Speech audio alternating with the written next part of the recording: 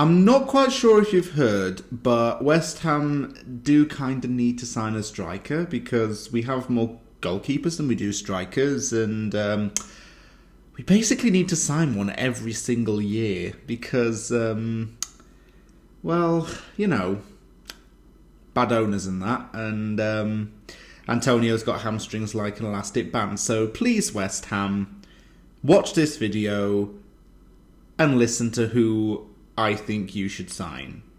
Okay? Is that too much to ask? In fact, you should check out all of my scouting reports because I've done more work than David Sullivan's ever done in scouting players in general. So before I get off and lose me rag, let me just roll the titles and give you the final piece of my summer 2021 scouting report. This is the penultimate one, strikers.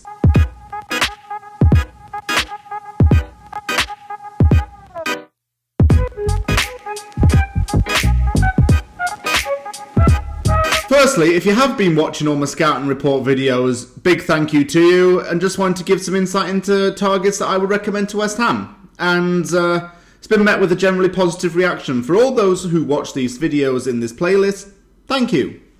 Also, secondly, if it seems like I haven't done a lot of activity over the last few weeks, I am in the process of moving house, and I'm moving out in the same time, so I'm helping my parents to pack up the place. The basement's pretty much bare right now. And I'm going to be recording from a new location within the next few weeks. So apologies if I haven't been active a lot on YouTube, but I have had my reasons for that. Anyway, on to the video. I have selected 5 potential striker targets that I think West Ham should go for. And I'm going to talk about them, say why they'd be good fits, and then give the 2 that I would select. And we need 2, really. I know Odebeko's there, but he's probably going to get sent out on loan. And Zandy Silva's training with the first team, but he doesn't get heard of a lot. And I don't know if Moyes really rates him or not. So I've come up with 5 players and 2 that I'm going to talk about in this video that I would recommend. And that's going to come at the end, the 2 I recommend. Okay, first up is Serhou Guirassy, a 25-year-old Frenchman who plays for Rennes. He was linked with Arsenal and Spurs at one point, and last summer he was really tipped with a move to Arsenal because his name was being mentioned in French media as well as some British outlets. He's a player who can play as a winger or as a centre-forward and is a tall target man kind of forward. He constantly fights for balls and he's physically strong. So that would complement Mikel Antonio in a way, because Antonio's a physically strong forward. Guirassy's younger, a lot fitter, and that's not disrespect to Antonio, but it is true that a lot of players are fitter than him. And we can't rely on Antonio to be our main striker anyway. So you need someone like Guirassy in, who can play on the wing or up front, has good dribbling ability, is always present in the box, waiting for chances to come his way, and he pounces on balls. He's not afraid to bully players. He's not afraid to get the ball back. And that's the reason why I like him. It's his physical strength and his bullying nature of the game, as well as his goals, of course. He had quite a decent season last season with Rennes. Although it wasn't a high-scoring season, he's still young and learning. And he got a lot of first-team action in the process. Me living in Canada, this lad's name's mentioned a lot. Cyle Larin, a 26-year-old Canadian who plays for Besiktas. Canadian soccer is developing in its men's national team with Alphonso Davies, players like Jonathan David, and the recent name now is Cyle Larin, who played in the MLS before he moved over to Europe to play for Besiktas. He has traits that can't really be taught. It's mainly the psychological aspect of the game. He's very instinctive. You can't teach instinct, you can't teach the psychology of the game. You just have to learn it over time, and Larin's learnt that. He had 19 goals in 38 games last season as Besiktas won the Turkish Super League on the last day of the season by one goal difference. They actually won it by 1 goal. He's a set-piece threat, he's a good runner of the ball, and he's, again, a goal poacher.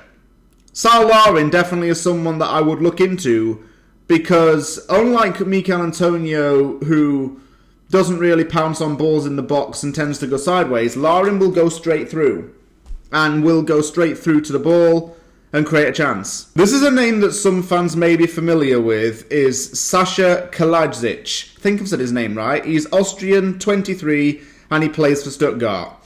He's exactly 2 meters tall. That's 6 foot 5 inches. and it makes him the tallest player in the Bundesliga. Before him it was Wout Weghorst, who was targeted by West Ham back in 2019.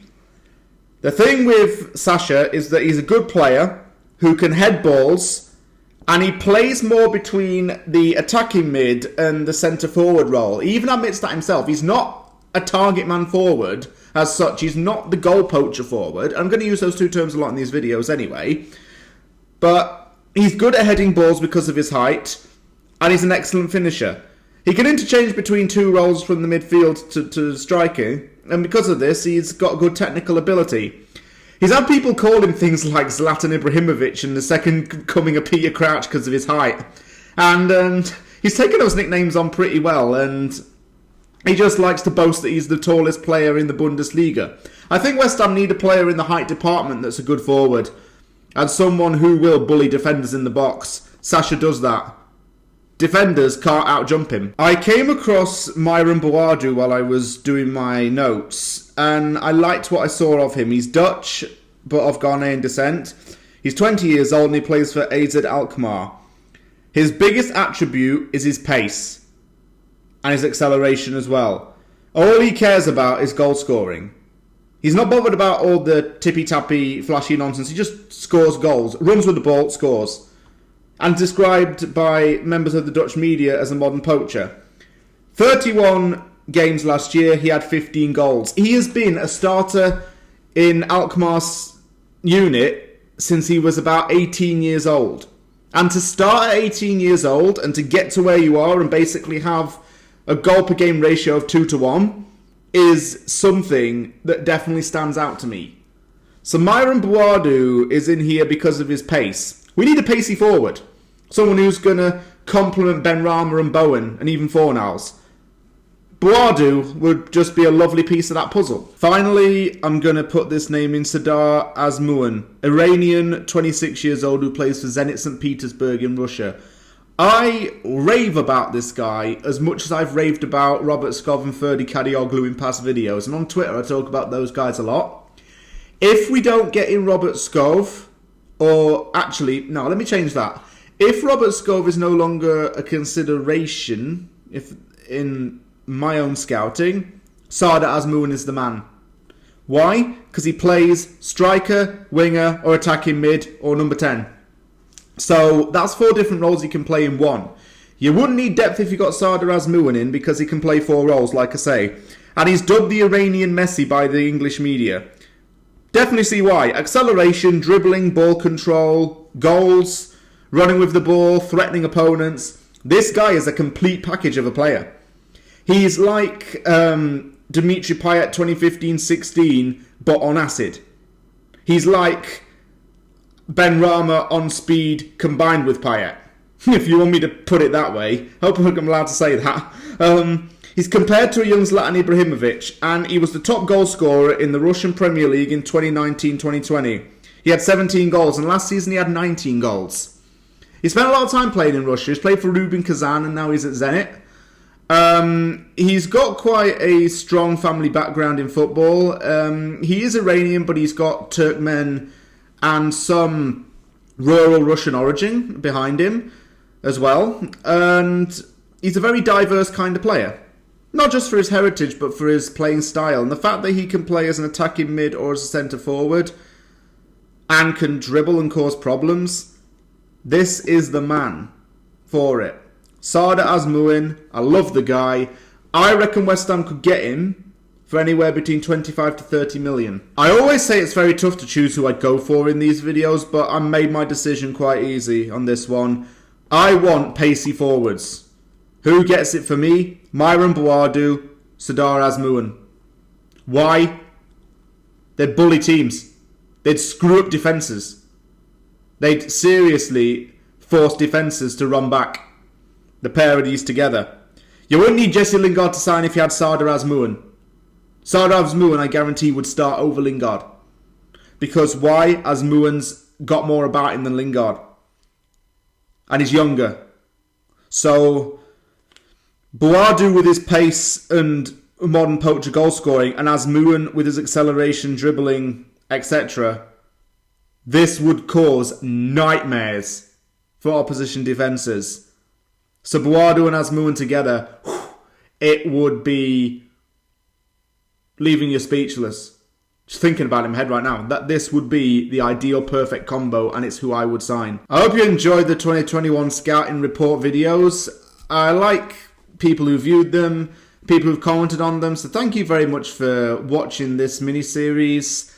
It's not going to be the be-all and end-all of Scouting Report. Every time West Ham do make a signing, if they do, make one, it will be doing reports on any new signings that come in, if that happens. Supporting West Ham means that doesn't always happen. Yeah. But thank you very much for watching these videos. If you like the video, hit the like button, and don't forget to subscribe for more content. I'm going to try and do a little bit more content over the next few weeks, but like I say, I'm moving house, and I'm moving out and in with my girlfriend, so I've got a lot going on right now, and if it means I've got to do a couple of videos off of my phone, so be it. But don't expect too much lengthy content over the next few weeks. Towards the end of July, you're going to get a lot more videos from me, and that's going to be when I start to resume in time for the new season. So thank you very much for watching. Take care, and I will definitely see you all soon.